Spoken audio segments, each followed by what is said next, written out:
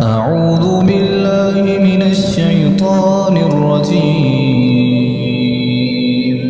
يا أيها الذين آمنوا أنفقوا مما رزقناكم من قبل أن يأتي يوم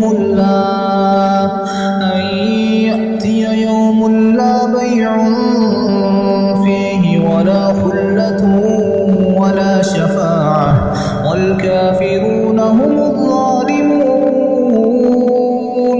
الله لا إله إلا هو الحي القيوم لا تأخذه سنة ولا نوم له ما في السماوات وما في الأرض من ذا الذي يشفع عنده إلا بإذنه يعلم ما بين أيديهم وما خلفهم ولا يحيطون بشيء من علمه إلا بما شاء وسع كرسيه السماوات والأرض ولا يؤوده حفظهما وهو العلي العظيم.